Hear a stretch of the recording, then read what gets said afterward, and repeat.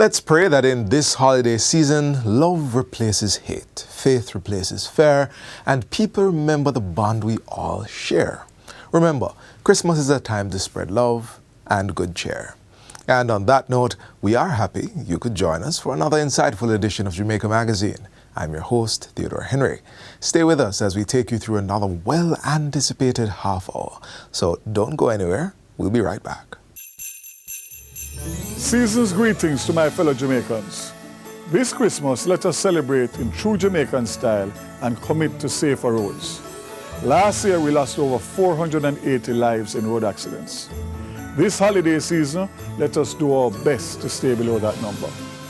Drive responsibly, slow down, avoid distractions, and never ever drink and drive. Buckle up, especially the children, and always watch out for pedestrians. The holidays are a time for joy, not sorrow. Let's ensure everyone arrives safely. From all of us at the Ministry of Science, Energy, Telecommunications and Transport, have a safe and happy Christmas and a prosperous New Year. God bless you all.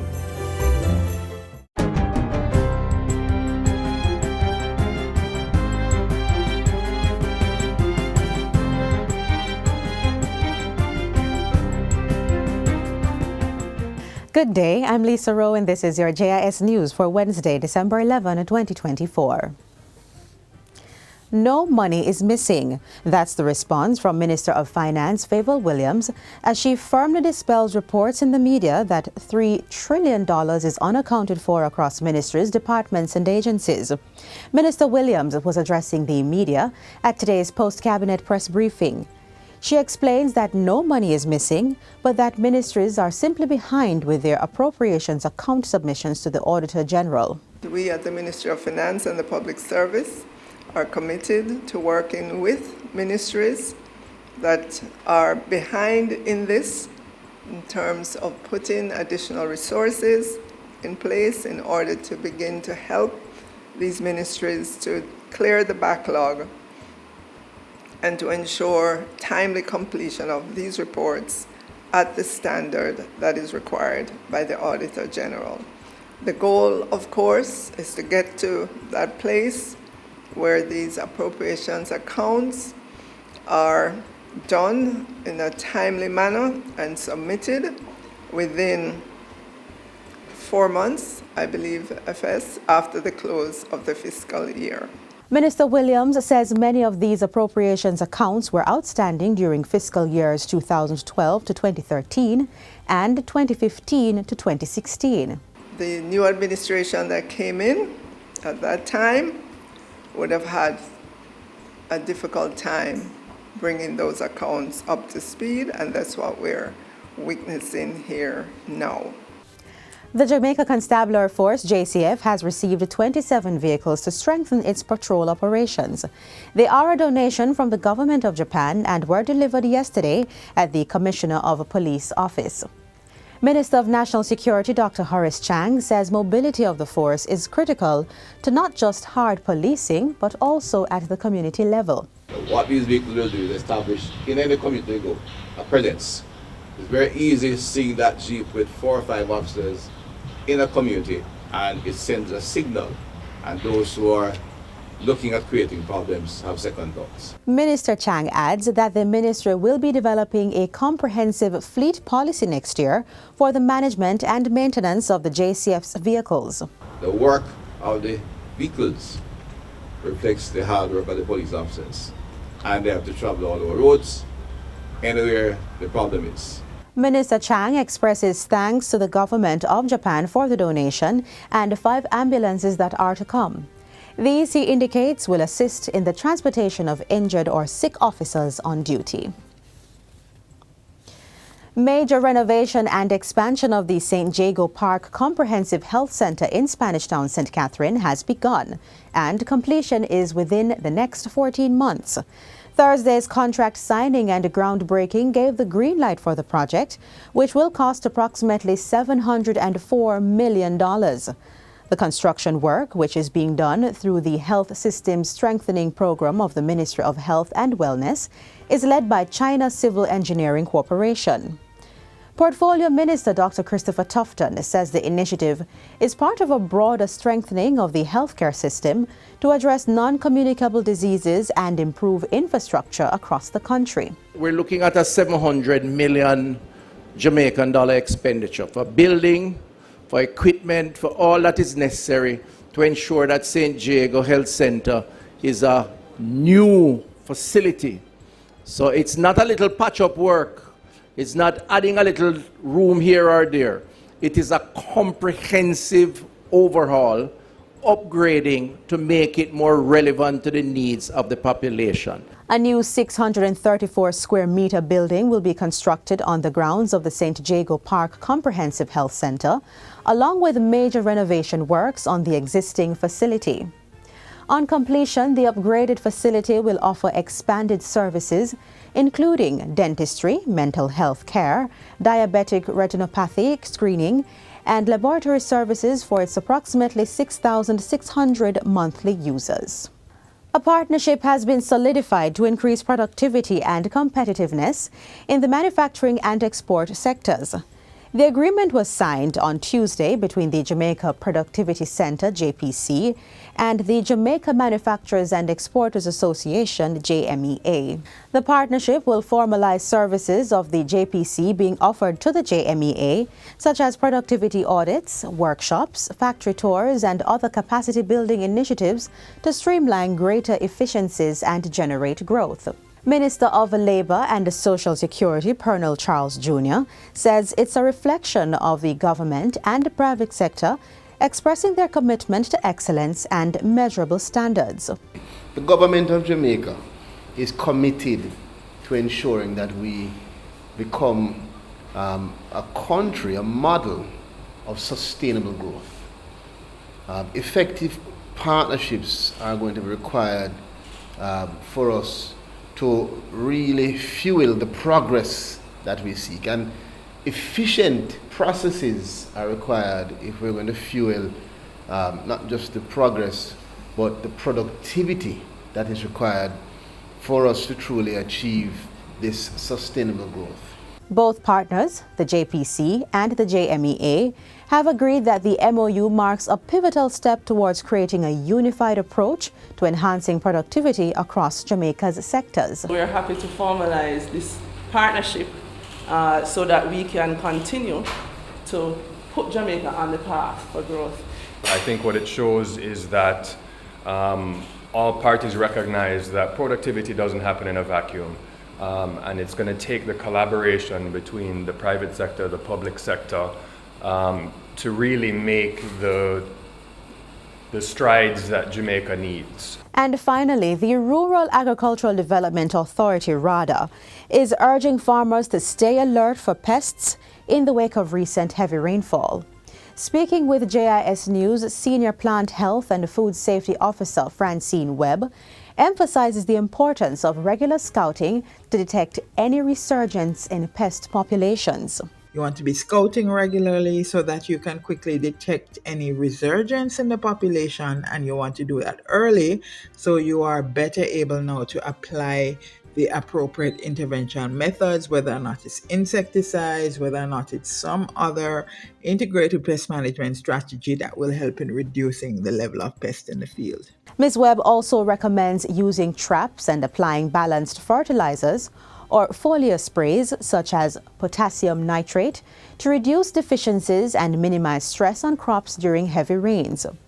Additionally, farmers are encouraged to monitor and document any issues related to diseases. You want to be able to control diseases because what this increased rainfall does is that it creates conditions which are far more favorable for the development of diseases in the field. For more information on crop maintenance, farmers are being encouraged to contact the nearest RADA parish office or call 876-977-1158. And that's it for JIS News Today. I'm Lisa Rowe. Thanks for watching.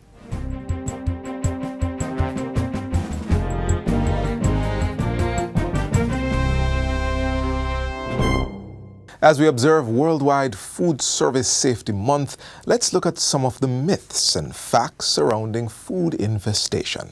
Next.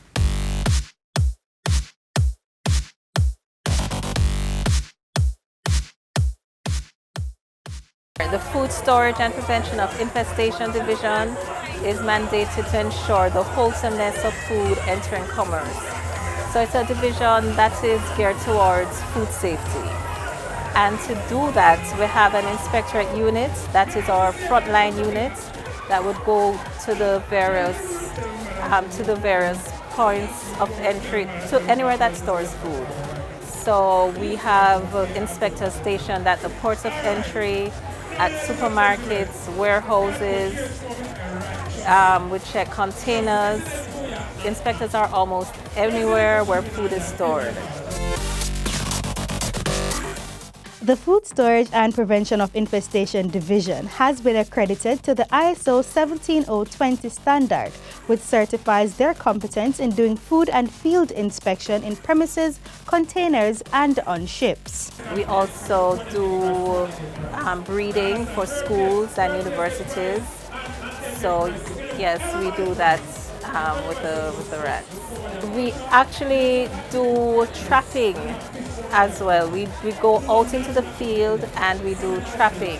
So at various locations, we'll take some designated rat traps and we go out and we would trap rats and we breed them in-house. The division also comprises of a rodent biology and control unit where they conduct efficacy testing to see how effective rodenticides are on the rats. There are some myths floating around with rats and how to keep rats away. And one of the myths is that you have to spice up the poison for them to eat it and to die, which isn't really so. It's best not to add things like gravy or other foodstuff to the poison.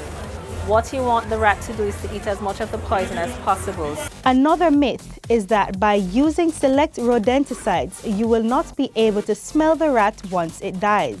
The smell of the rat has to do with really how the time at which it dies and how far it is from where you thought it died. Another myth is that the rats can't climb on wires. Some of us would really see that, you know, they can climb on wires. You can see them on utility wires. Another myth is that if a rat bites your fruit, for example a mango, you can cut off that bitten portion and eat the rest. No, it's best to discard it and best not to eat it, because if the rat has eaten part of it, they could mess on the rest of the fruit, so you wouldn't want that. So if you have a fruit that is bitten by rats, best to discard it. In addition to the Rodent Biology and Control Unit, the Food Storage and Prevention of Infestation Division also has other testing laboratories such as the Pesticide, Residue and Microtoxin Unit, a Microbiology Unit, and an Entomology Unit. For more information on the Food Storage and Prevention of Infestation Division, an entity under the Ministry of Agriculture and Fisheries, visit or call them at their offices at 15 Gordon Road in Kingston or 30 to 34 Market Street, Montego Bay, St. James.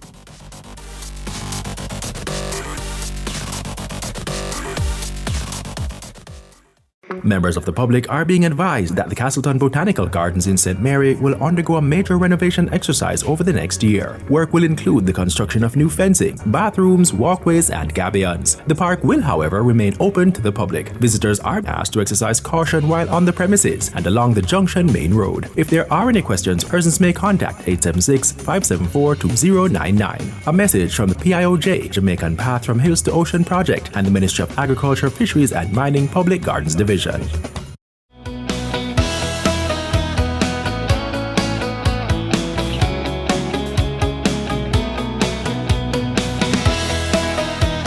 Embrace your rhythm and keep dancing through life. Don't lose your groove.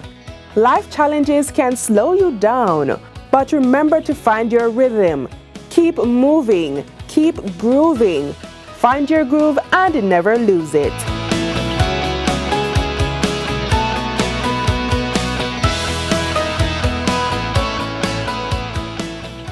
Some people might not have started their holiday decorations as yet, but there is still a lot of time left to do that. But as you bring out those decorative items, be careful how and where you place them, especially those using electricity. There's a lot more to consider in keeping your home safe from unexpected events such as fire this holiday season, and the Jamaica Fire Brigade is here with a few safety tips we should all heed.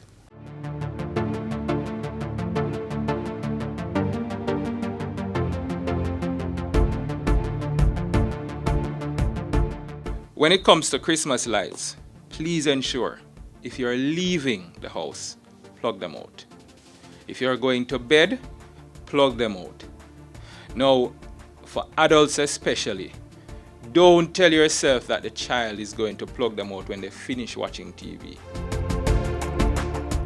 We know a lot of persons will be purchasing Christmas trees. Make sure you look for the UL rating for man-made Christmas trees. If you're using a live tree, make sure that you cut some of the lower branches off so that it will be able to fit into a container that you can pour some water in. Make sure that you are putting some water in that container at least every day. And the reason for this is, even though it's a so-called dead tree, the branches are still soaking up some amount of water and maintaining some amount of moisture, which will keep it fresher for longer. The fresher it is, the least likely it will catch fire. Position your Christmas tree at least 3 feet away from all heat sources. And when we speak of heat sources, a television is a heat source, the cable box is a heat source, all appliances are heat sources. So make sure that you position these trees at least 3 feet away. And you want to ensure when you put the decorations on them as well, the lights as well, what you want to ensure is that there's circulation space around the tree. And that will help to maintain the room temperature around that tree. One of the main things that we have to point out when it comes to holiday cooking, never ever leave the cooking unattended. We know how difficult that is when you have friends and family over, but please ensure you don't leave the cooking unattended. Worst, if you feel like you need to take a nap, and after you wake up, you do the cooking. Don't start cooking and tell yourself you're going to take a nap because enough water is in the pot. It won't boil over, it won't dry out. We have seen a lot of cases where this has led to fires, and we know that there'll be a lot more cooking in the Christmas season as well. As much as is possible, wear appropriate clothing. So long flowing sleeves that can hang over and catch fire, you don't want to be wearing those. And kitchen towels, make sure that at all times they are kept away from the stove. If it is that you have wind blowing in a particular direction, make sure you check the direction of the wind. No curtains can get to your stove. Children are naturally curious. At all times, no child must come within 3 feet of a stove. Make sure that you keep them away. Make sure you tell them why. Tell them what can happen if they do certain things, if they disobey, and make sure that they understand. Because what you don't want is for them to use that natural curiosity and then go ahead and experiment and try to find out why mommy say I mustn't light the stove when she light the stove. And again with children, make sure that no child under 12 is cooking.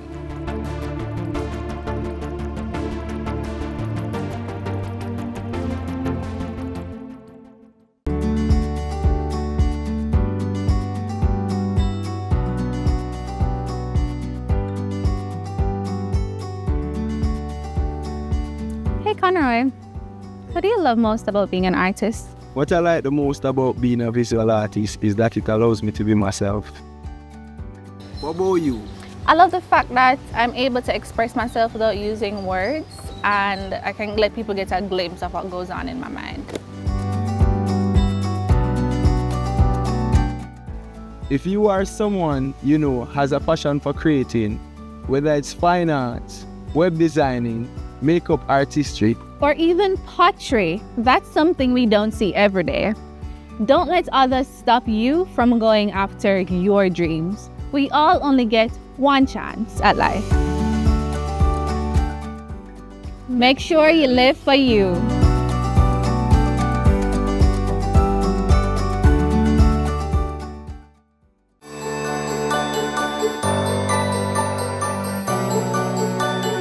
My message to Jamaica as we enter into the festive season, that is what we want to make it festive.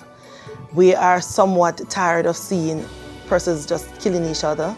We want to see a reduction in the violence. Now is the time for love. Remember the reason for the season. It's about love, it's about giving, it's about sharing and caring for each other. So we want to have a season where we see less murder, less shooting, less robbery, less violence among each other.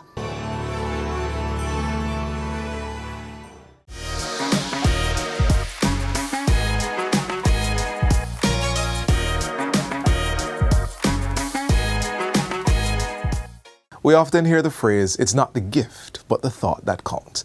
Well, now that the Yuletide season is in full swing, how about giving your loved ones a do-it-yourself gift? Keep watching as we share one particularly tasty suggestion.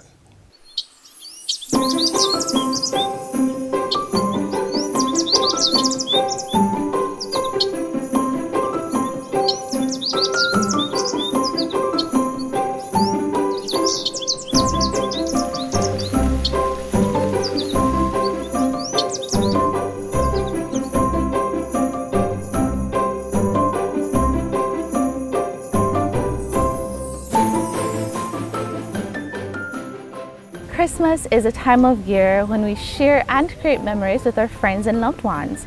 We go to the movies, host family reunions and dinners, go to the beach, and of course, surprise each other with gifts that we've wished for since the start of the year. Speaking of gifts, now that it's Christmas time, I'm sure we all love a belly. So what better gift to give someone other than food? Today, we'll be creating 2 simple cake jars made from 5 or fewer ingredients.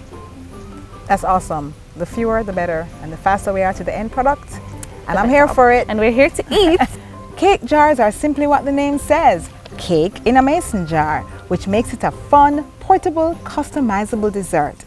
We'll be showing you how you can make 2 simple cake jar treats for your family members or friends when you go to visit this Christmas. For the ingredients, all you need are pre-baked fruitcake, whipped cream, and peppermint candy. The first thing we're going to do is we're going to take the fruitcake. So we're going to place the fruitcake at the bottom of the jar. It's already mashed, so it's easier to mold.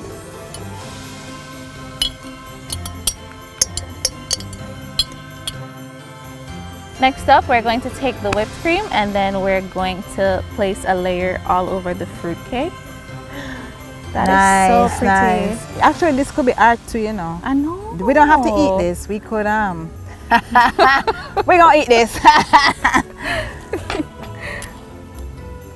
Nice. Very pretty. Then we're going to take the peppermint candy. And we're going to place a layer at the edge of the edge of the cake jar. It's going to be challenging to do that, right? Yeah. So let's just place a layer over it. Can I use my fork then? Sure. To get the edge. Let's just do that. So, just along the line. Along the line. So we're going to repeat that process all over. Okay, great. By adding a second layer. Rinse and repeat.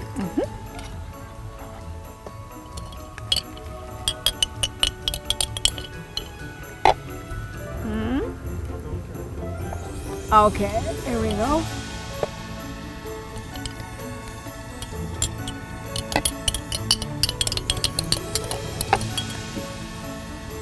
So here we have it. It's our peppermint fruitcake jar. How pretty. Yum. Yum, yum, yum. Ready for next flavor? The second cake jar, I promise you, will be just as simple as the first. You will need pound cake, fruit compote, and whipped cream. So we're gonna take the pound cake, and as you can see, it's a little bit different from the fruit cake that we used at the start. That is because we cut the pound cake into cubes.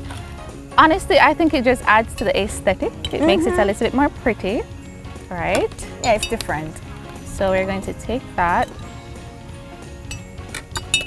Just add one layer. That's right. Then now we're going to grab our fruit compote. Sugar. So nice.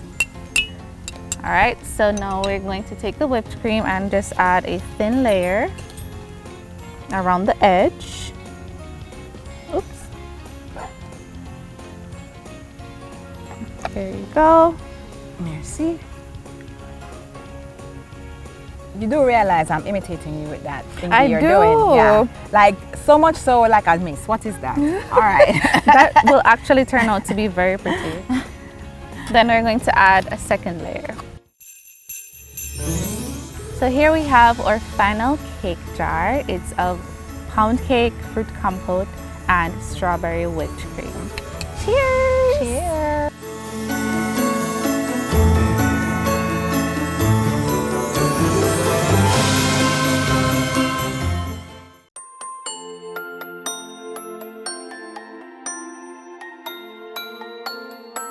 You may be familiar with the song and possibly not know that it is actually a thing. But the 12 Days of Christmas refers to a traditional Christian celebration that starts on December 25. It ends on January 5th, leading up to the Feast of Epiphany on January 6th. The Feast of Epiphany is an Eastern Christian traditional feast day commemorating the visit of the Magi, also called the Three Wise Men, and the baptism of Jesus, recorded in Matthew 3, Mark 1, and Luke 3. The other commemoration is the wedding at Cana, found in John 2. Each of these days represent a time of celebration and reflection in Christian liturgy, marking the time between the birth of Jesus and the visit of the three gift-bearing wise men.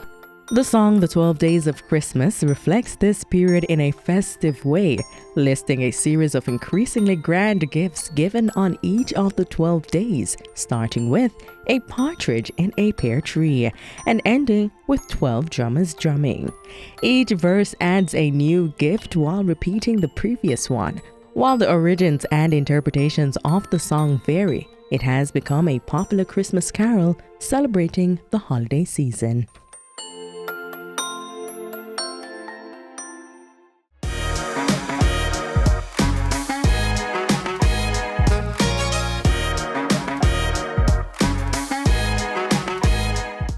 Can you believe it? We're at the end of yet another show, but be sure to join us tomorrow on this station for another program that is designed to keep you in the know. Until then, visit our website, jis.gov.jm, for this and more happenings. On behalf of the entire production team, I'm Theodore Henry, leaving you with this reminder. Christmas is the season of joy, holiday greetings exchanged, gift giving, and families united. Have a wonderful week.